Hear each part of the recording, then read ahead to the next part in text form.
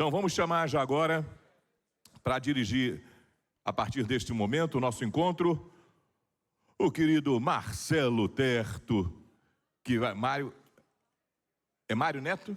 Mário Neto que vai dirigir agora, isso, porque é Marcelo que vai fazer a palestra, não é isso? Então, Mário, por favor, Mário Neto, nosso presidente da Afogebra, venha, Mário.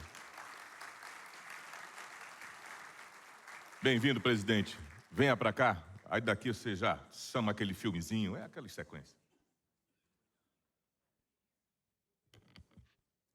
Pessoal, coube a mim a honra de anunciar um quase oficial de justiça já, né? Um grande amigo nosso, o ouvidor nacional de justiça, que de pronto, do CNJ, que de pronto aceitou o convite para estar aqui com a gente. Ele tem participado dos nossos eventos de oficiais de justiça. É um grande parceiro, uma grande pessoa que a gente conta, que as 3 entidades trabalham em Brasília. Dr. Marcelo é um ouvidor muito bom dos oficiais de justiça, né?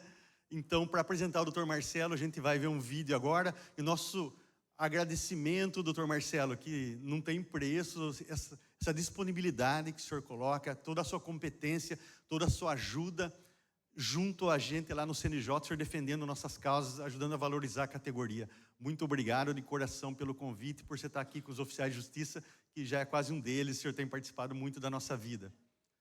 Um vídeo, por favor, Dr. Marcelo.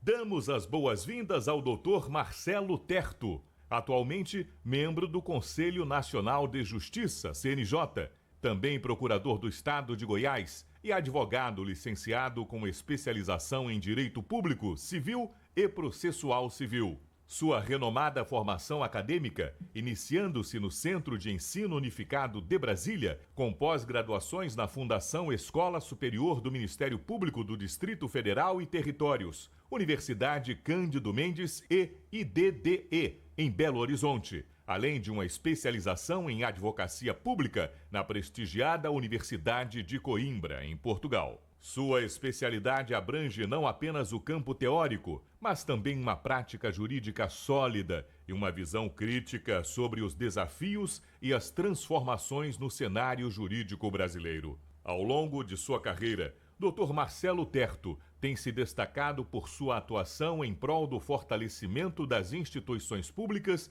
e da defesa dos direitos fundamentais. Com experiência e seu engajamento no Ministério Público e na advocacia pública, ele se tornou uma voz influente e um líder em debates sobre justiça e cidadania. Hoje, ele se une a nós para compartilhar suas percepções e conhecimentos, enriquecendo o Enojus com o tema A Importância do Oficial de Justiça na Efetivação da Justiça. Recebamos o ilustre doutor Marcelo Terto e Silva.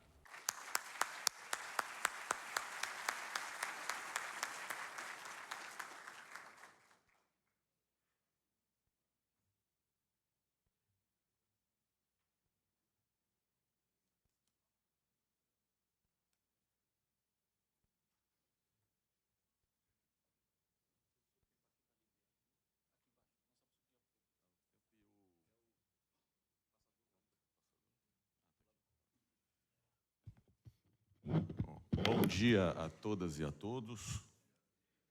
É com imensa satisfação e emoção, né, que recebo esta acolhida dos oficiais e oficiais de justiça de todo o Brasil, não só com as palavras do presidente da Afogebra, nosso amigo Mário Neto, mas pela apresentação que me fizeram, nem eu sabia que era isso tudo. Mas amigo dos oficiais de justiça eu sou, porque eu sou amigo das tradições, da história.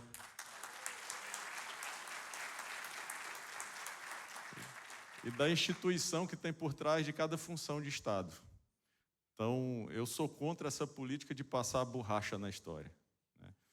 E, em função disso, tenho a responsabilidade não só de falar, mas também de ouvir os oficiais de justiça. Falar sobre e ouvir para conhecer a realidade de todos vocês. Eu quero cumprimentar o nosso anfitrião, Roberto Souto, presidente do Sindojus Pernambuco, que nos acolheu tão bem. Muito obrigado, presidente. a Mariana Líria, do FENASOJAF, uma siglona, né? Como diriam os cariocas. Também uma, agora querida amiga, sempre muito gentil e cordata, carinhosa. E João Batista, do FESOJUS, também sem esquecer o meu conterrâneo, Leandro Alves, do Sindojus Goiás, que foi o responsável por receber a maior honraria da Assembleia Legislativa de Goiás, né, no momento em que recebi, não pelos procuradores do Estado, porque sou procurador do Estado, mas como procurador e amigo dos oficiais, fui condecorado com a medalha Pedro Ludovico Teixeira, da Lego, né, uma comenda que muito me honrou e simbolizou essa aliança, essa história. Não que me torne parcial ao ponto de ser um suspeito apaixonado pelos oficiais e oficiais de justiça, como o doutor Mário Godoy, né, que está esperando casar com um oficial de justiça, por sinal e com todo respeito, muito bonita, viu, doutor Mário? O senhor tem muito bom gosto. Parabéns e desejo sucesso e felicidades ao futuro casal. E me incumbiram, para falar rapidamente, até para não perder o meu voo, essa minha agenda com vocês foi encurtando ao longo do tempo, mas eu fiz questão de participar, porque eu sei da importância do que nós estamos tratando aqui. Falei agora há pouco, isso aqui é um espaço de conhecimento, de construção, de interação, que é muito importante para o aprimoramento dos serviços da administração pública brasileira, que é a administração também judiciária, que é incompreendida na atualidade como serviço público. Frederico Carvalho, que é um irmão meu, procurador do Estado de Pernambuco, que conhece a minha trajetória enquanto representante classista, sabe como nós operamos, né? E sabe a seriedade com que nós tratamos esse tipo de assunto. Não é um encaminhamento, Mário, meramente corporativo. É uma discussão institucional, né? Porque eu ouço, e às vezes até certas brincadeiras, às vezes, de que o oficial de justiça está perdendo a sua importância e pode ser descartado como tantas outras coisas no mundo em razão dos avanços tecnológicos. E eu não acredito que seja assim. Acho que a máquina é instrumento, ela não é um substituto da humanidade. Se nós abandonarmos a nossa humanidade, nós não precisamos de nada disso que nos garante um mínimo de civilidade na nossa convivência social, que são os direitos humanos, começa por aí. Se eu abrir mão disso para a máquina, eu vou deixar ela resolver matematicamente o que vai ser o meu destino. Isso torna, não são os oficiais e as oficialas desimportantes, vai tornar a humanidade desimportante, as pessoas desimportantes. Por isso,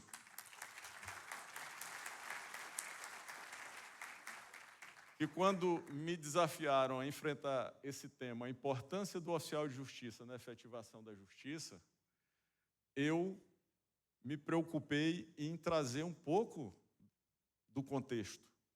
A compreensão da verdade, da realidade. Eu estou para concluir um livro, mas você se apaixona pelos livros, né? Alguns você começa e não termina, outros você começa e demora a terminar, às vezes por muitas razões e muitas vicissitudes da vida, o tempo, né? Você tem que dedicar às suas tarefas, à sua família, mas você se apaixona por determinadas obras, e tem um que fala do imperador Adriano. Memórias de Adriano começa dizendo que ele narra a trajetória dele, falando que vai falar a verdade. E diz o seguinte: a verdade que vou narrar não é propriamente para escandalizar, não na medida que toda verdade escandaliza. O interesse público é a decência, mas me impõe retocar certos fatos. Até Jesus Cristo na Bíblia fez isso, falava por parábolas, por nós não sermos suficientemente esclarecidos ao ponto de encarar a verdade. Então, a verdade que ele nos trouxe ali é compreendida hoje com a organização de Estado que nós temos, com os direitos humanos. Então, a verdade a gente precisa encarar compreendendo a realidade. E a realidade hoje é uma realidade de produção, cadeia de produção no judiciário. Judiciário em números.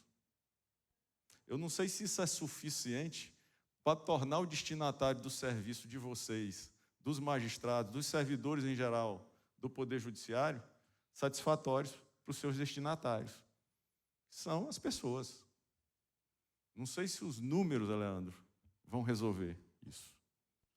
Né? Falam que os oficiais de justiça vão perder a sua importância porque a máquina já substitui boa parte das suas funções. Eu não acredito nisso. Eu acho que algumas questões nós vamos tratar de forma subsidiária, como a questão das comunicações pessoais, das pessoas jurídicas, não das pessoas. Mas as pessoas jurídicas você já tem um domicílio eletrônico. Isso não torna os oficiais menos importantes. E nós vamos ver isso aqui agora. Nós temos uma realidade de altíssima alto crescimento do acervo do Poder Judiciário. Em 1990, o Judiciário brasileiro recebia 3,6% no ano, 3,6 milhões de processos no ano. Isso foi crescendo ao longo do tempo e botando em xeque uma série de instrumentos e de procedimentos e até de espaços importantes para garantir o acesso à justiça às pessoas, em especial aquelas que nunca souberam o que era justiça no Brasil.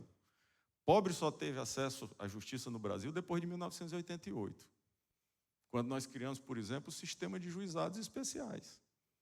Mas isso gerou o quê? Uma explosão de demanda, que é o que preocupa o judiciário, mas tem outras coisas com que nós nos preocuparmos também. Falam de litigância predatória, eu não acredito em litigância predatória. Falam de litigância excessiva, eu não acredito em litigância excessiva. Litigância no Brasil, demanda no Brasil é expressiva, porque o universo de conflitos no Brasil depende da eficiência e efetividade dos serviços jurisdicionais. A prestação da jurisdição, no mérito, ela é importante, e para isso precisa dos oficiais de justiça. Porque você não instrui um processo em oficial de justiça, você não inicia antes disso um processo em um oficial de justiça. Pode a máquina resolver a questão da citação, mas em outros momentos, a depender da demanda, o doutor Mário trouxe aqui para nós, as ações possessórias. Nós temos uma resolução recente que está aí no fervor do momento para saber como é que aplica isso, a resolução 510, que fala das comissões de regularização ou de reintegração humanizada da posse. Os magistrados têm que tomar muito cuidado para não substituir o papel dos outros ou de outras funções, como a dos oficiais de justiça, para não aparentar parcialidade em determinadas situações. Eu sou muito crítico do Justiça e Número, não quando ele traz o dado em si, mas quando ele comunica que o judiciário, por exemplo, recupera crédito da União. O judiciário não tem que recuperar crédito de ninguém, o judiciário tem que julgar, não importa o preço disso. Se ele diz que recupera crédito, 60, ele custa 100 e tantos bilhões por ano, maior relação, né, em comparação com o PIB no mundo, em termos de custo do judiciário. Mas é isso porque a gente não racionaliza o serviço, a gente cria ambientes de desconstrução e de embates internos. Nós, na advocacia pública, passamos por isso por quanto tempo, Fred? Até compreender que era importante valorizar, estabilizar os quadros. Foi muito tempo, e tem que ter paciência, tem que ter estratégia, Luiz. Lá no Mato Grosso, quando você vê uma prerrogativa, uma ameaça contra os oficiais de justiça, se você não tiver calma e tratar a crise da maneira como deve ser feita, você não vence a compreensão equivocada dos fatos. Demora para a gente resolver esse drama, mas nós não resolveremos traduzindo o judiciário em números. Números de mandato, números de processos extintos. Processos extintos sem julgamento do mérito não quer dizer nada. Eu provo isso. Olha como cresceu o número de processos que eles chamam lá reativados. Reativados ou são os que o tribunal anula por conta das investidas para tentar travar o acesso à justiça, e não é qualquer número, não é um número irrelevante, são 1,7 milhões de processos. Ou são ações extintas sem julgamento do mérito, que são ajuizadas de novo, porque não se resolveu o mérito. Eu estou preocupado com estatística numérica, escravizando magistrados com números. Quando uma demanda possessória, olha como é complicado, como é que eu vou dar o mesmo peso de uma execução fiscal para uma ação, para o cumprimento de uma reintegração de posse. É muito complexo. A gente tem que redimensionar reavaliar o método de avaliação de produtividade no judiciário. Porque a eficiência, ela não se baseia exclusivamente em números. Isso é um engano. Então, por que apesar de todo esse esforço, o acervo está crescendo? Nos últimos 4 anos está crescendo vertiginosamente, inclusive o represamento de demandas. O congestionamento está aumentando, olha aí. E é muito claro, você reduz inclusive o número de pendentes líquidos, porque você aumentou o número de processos suspensos. Isso se revela, à exceção de 2 especialidades da justiça, eleitoral e militar, em todos os grandes ramos que geram esses que são hoje 83 milhões de processos para o Poder Judiciário enfrentar e encarar na atualidade. As demandas são essas. Justiça do Trabalho, 29% da demanda, e diz é predatório. É predatório. Predatório não é a ação, predatório é a defesa de quem usa as relações de trabalho para promover dumping social, para forçar a judicialização e assim forçar quem tem direito a renunciar a eles num processo de negociação por necessidade. Porque o trabalhador demitido, ele precisa se alimentar e precisa correr atrás de outras coisas na vida. E a justiça não pode demorar. A comunicação e a mão da justiça que chega para fazer o processo andar precisa funcionar bem, ainda que com a máquina. A gente não tem que resolver problema salarial de oficiais de justiça, que é o que tentavam fazer com várias outras carreiras, inclusive a nossa, no passado, com diligência. Diligência é para indenizar o oficial pelo cumprimento de uma operação, de um ato, que é a responsabilidade das partes ou do próprio Estado. Tem que valorizar a remuneração, é o subsídio.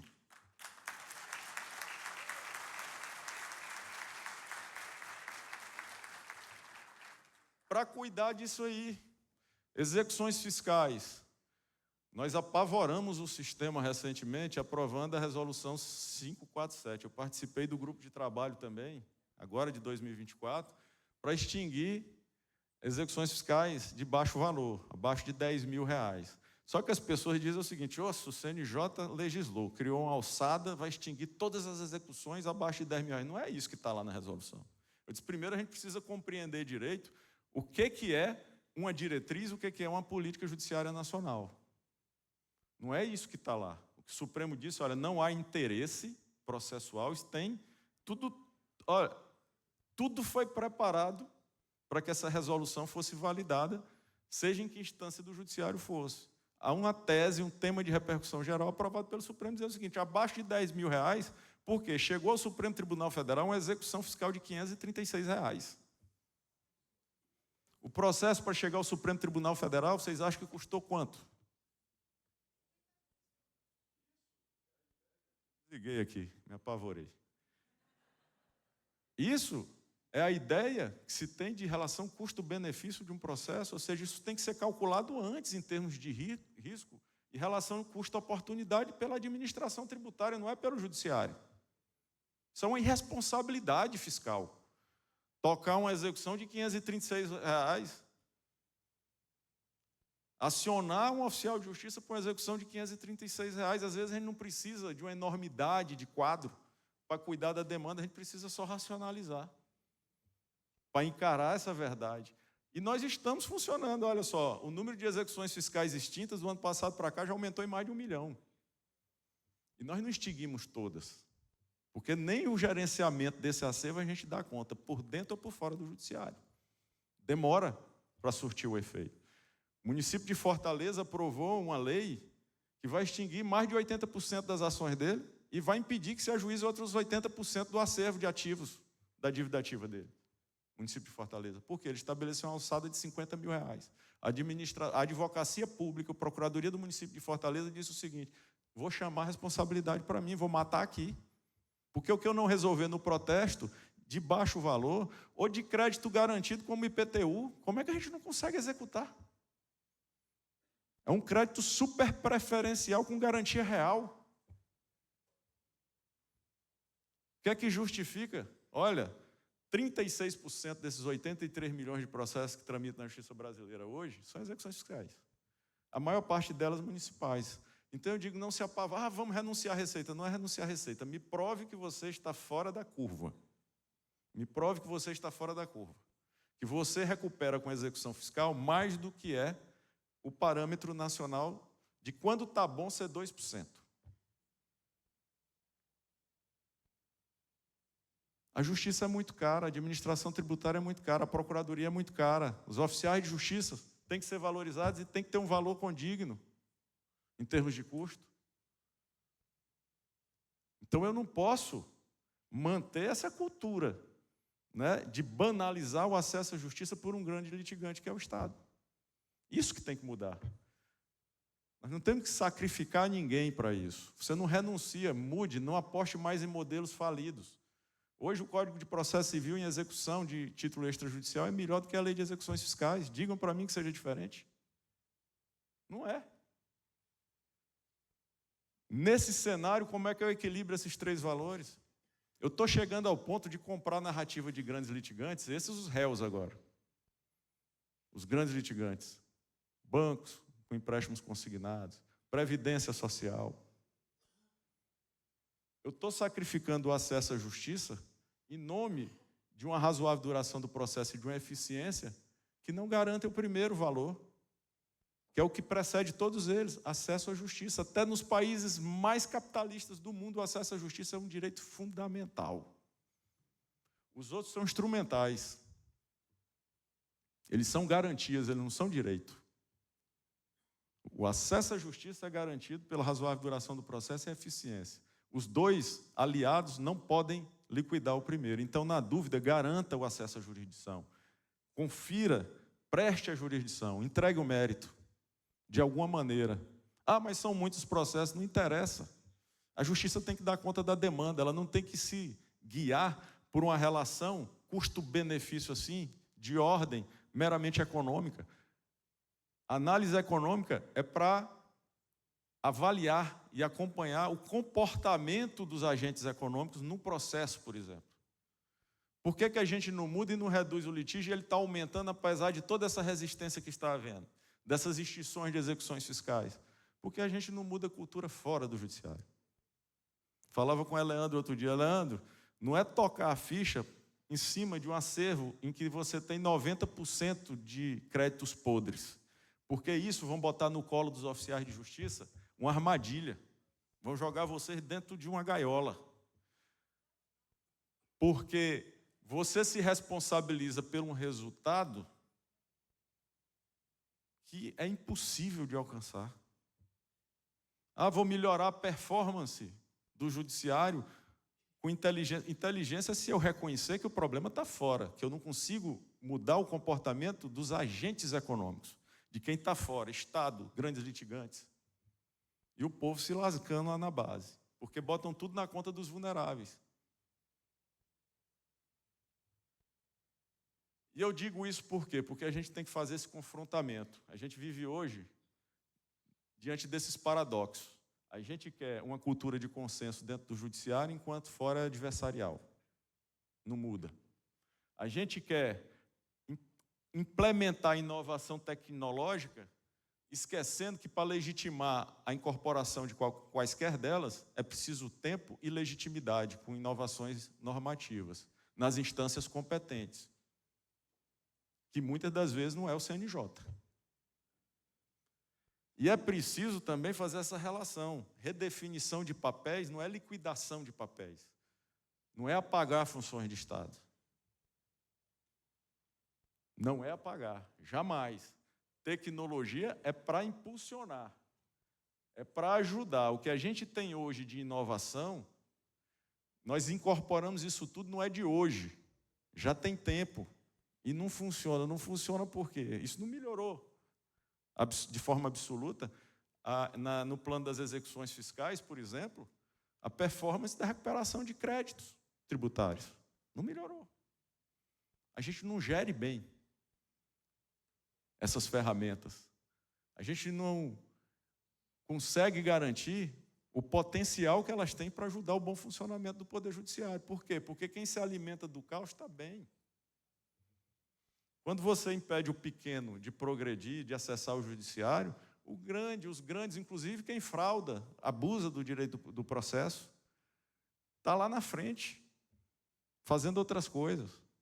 Ele já tirou o que tinha para tirar. Então, a gente tem isso tudo que está disponível, e eu não consigo entender por que o oficial de justiça, Leandro, não pode acessar esse sistema. Se é função de Estado permanente, o que a gente está lidando agora, como acontece no Piauí hoje, estão querendo implementar um retrocesso, dizer que o oficial de justiça tem que ser carreira de nível médio para resolver um problema de transição, de história. É o jeito certo de resolver, por quê? Porque na relação do gestor, quem está lá dentro faz a seguinte conta: na relação custo-benefício é melhor eu terceirizar a função de oficialato. Com que fé? Como é que eu privatizo isso?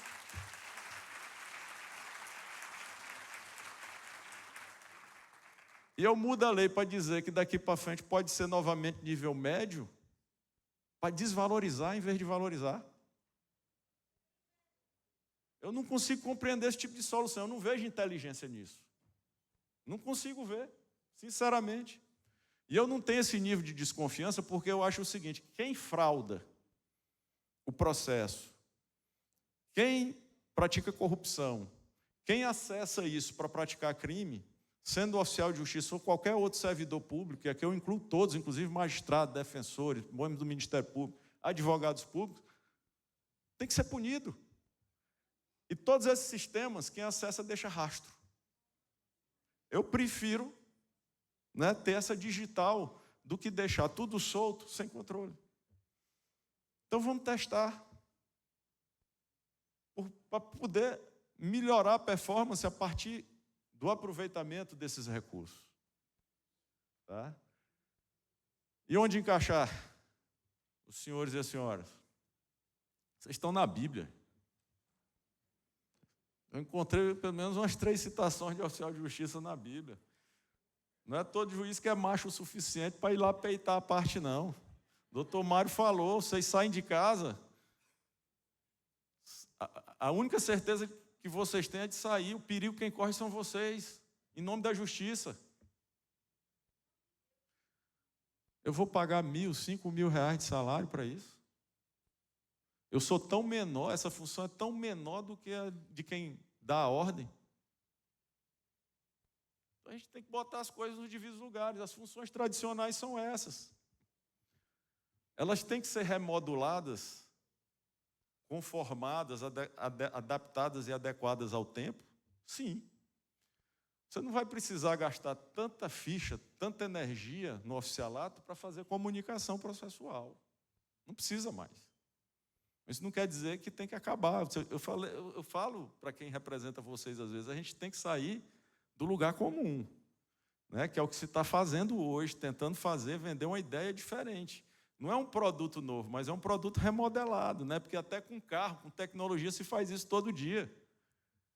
São os módulos de aprimoramento que eles chamam, inclusive no direito, na propriedade industrial, tem isso. Você vai guardando. Em tecnologia hoje, Fred, a gente já discutiu isso, já tem quase 10 anos. Eu falei isso num congresso no Ceará, uns 10 anos atrás. Eu disse assim, hoje há um represamento de inovação tecnológica. Vocês sabem por quê? Porque o ser humano não é capaz do que tem hoje aproveitar, lidar com aquilo, conhecer. Porque tem que ter uma inteligência muito grande que nenhum outro aplicativo, naquele momento, é capaz de te explicar como aproveitar todo o potencial de um sistema.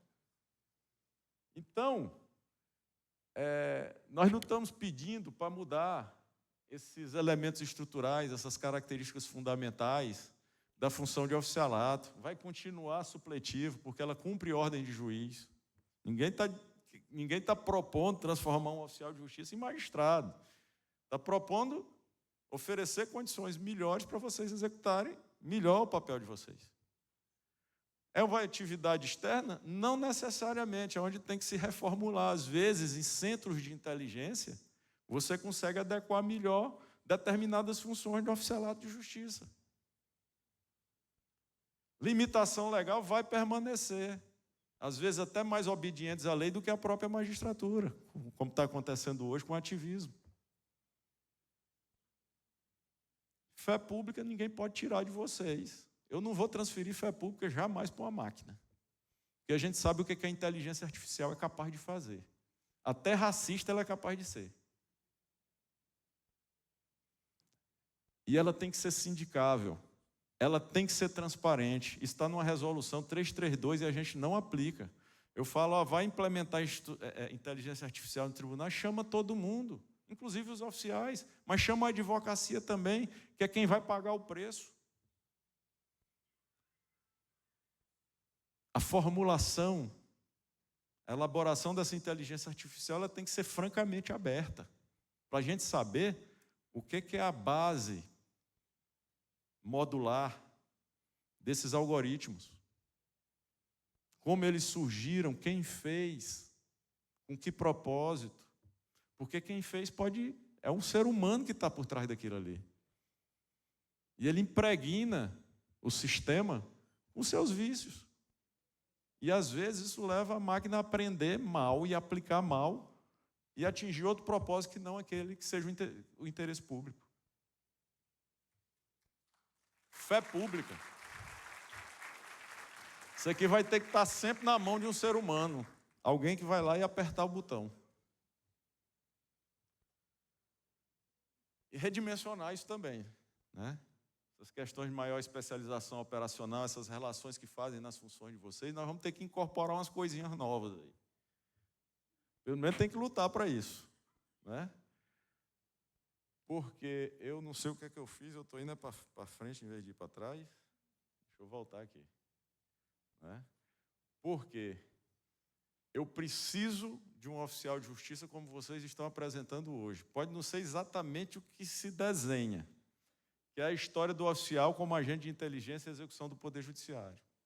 Porque sem inteligência, sem planejamento, sem ação estratégica, hoje você não consegue nada. Sobretudo numa realidade catastrófica como essa, do universo e do volume de litigiosidade que o Poder Judiciário tem que digerir, tem que tratar. Isso já foi incorporado, isso não é novidade. Me trouxeram, acho que foi a Leandro que me trouxe isso. Esse ato normativo do CSJT, que trata da descrição de atribuições de alguns cargos, em especial do oficial de justiça avaliador na Justiça do Trabalho. Né? E ele tem uma série de considerandos. O primeiro deles fala do papel tradicional de vocês. Está tudo aí, está bonitinho. Eu acho que é um copia e cola resolve aí. A tecnologia é boa para isso também. Né? Fala do papel no ambiente da Justiça do Trabalho, no Código de Processo Civil, fala em normativos internos, fala em central de mandatos, que já foi incorporado já como uma política nacional. Isso é uma política dedicada ao oficialato de justiça, só que em alguns tribunais se está terceirizando, porque é barato. Barato que sai caro, falou bem. Né? Considerando as inúmeras, o que é que ele fala ali? Dispositivo de cargo artificial, são as atribuições, ele adapta as atribuições, a utilização como atividade de pesquisa patrimonial, isso aí é novo.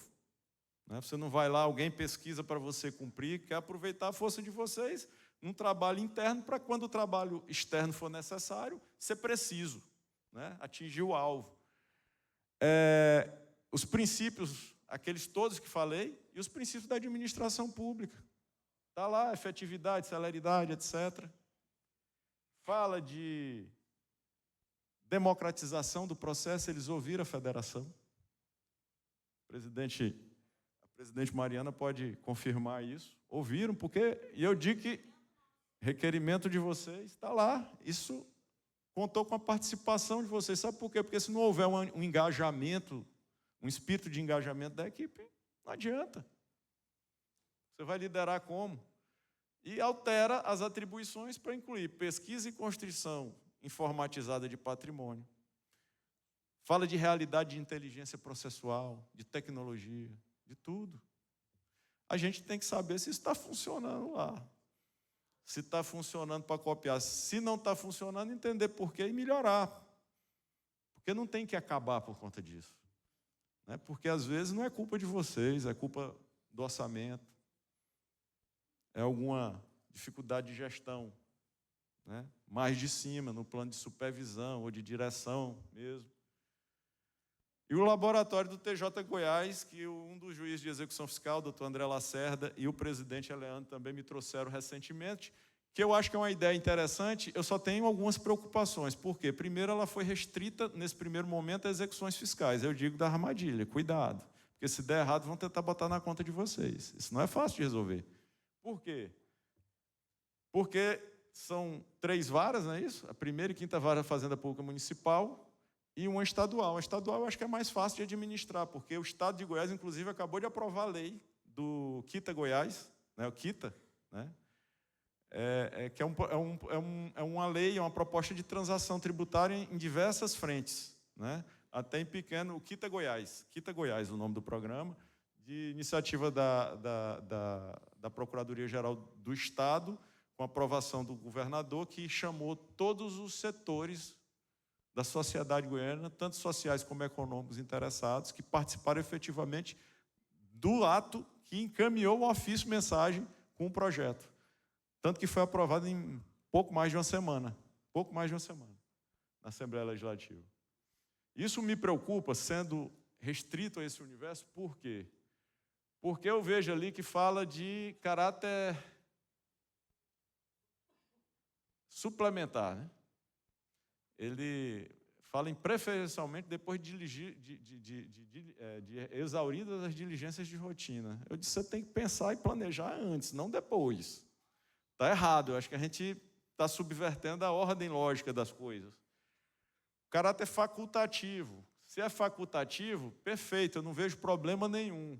Mas quando eu digo que a parte tem que antecipar 5 locomoções, eu estou falando de município. Alguém avisou o município que ele tem que contingenciar isso lá e reservar esse dinheiro para pagar o projeto? Eu não sei, é o lado da democratização, às vezes se fez muito fechado. São questões aqui que eu não estou falando para implodir não, viu, Lando? Eu estou falando para aprimorar.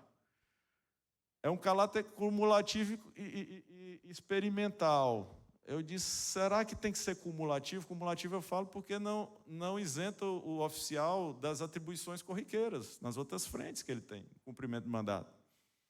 Inteligência, você tem que ter uma dedicação mais exclusiva. Então, a gente tem que pensar nisso, né? É importante chamar a atenção para isso. Eu disse, gente, olha, eu estou falando a verdade. Eu não estou falando a verdade para dizer que está errado. Eu estou falando a verdade para dizer que a gente tem que pensar em melhorar a ideia. A ideia é maravilhosa, só que ela tem que funcionar, né? Tem que combinar, dizíamos no passado, com os russos. Né? Nós temos um problema de falta de representação democrática no próprio comitê gestor desse sistema de busca de bens no judiciário. Lá eu tenho 2 representantes da presidência, um até do Banco Central, um da Fazenda Nacional, não tem dos estados e dos municípios, Conselho da Justiça Federal, CONCEPRE dos estados e o da Justiça do Trabalho. Está muito bem representado institucionalmente e funcionalmente. Cadê os oficiais de justiça, por exemplo? Cadê a OAB?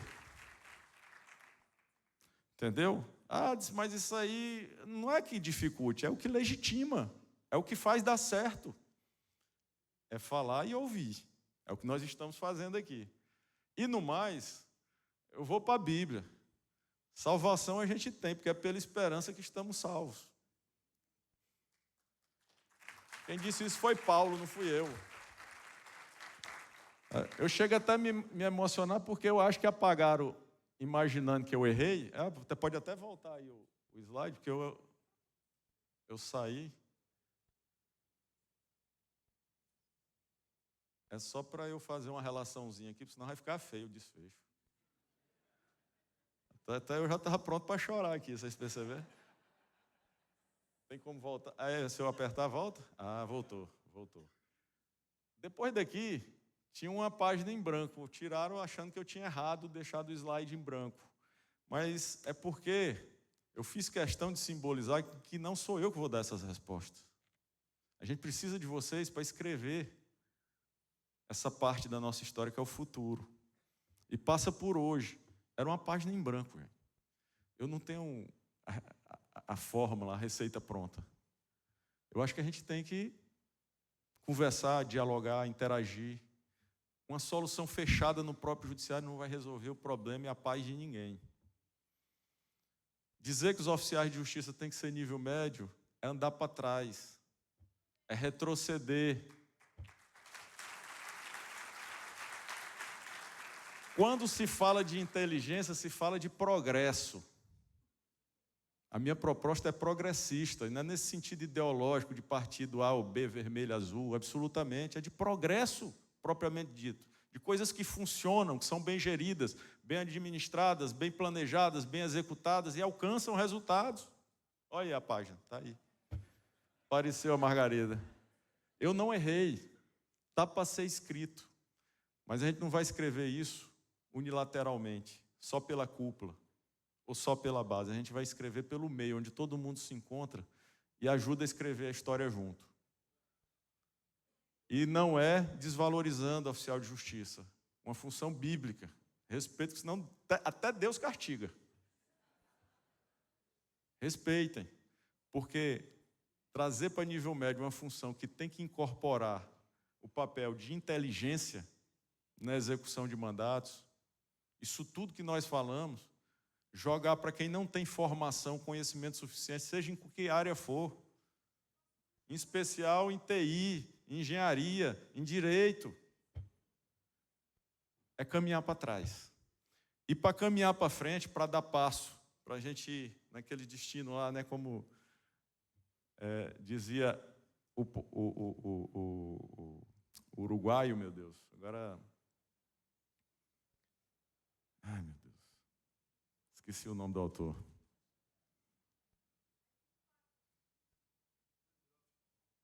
Que eu falei disso para Galeano.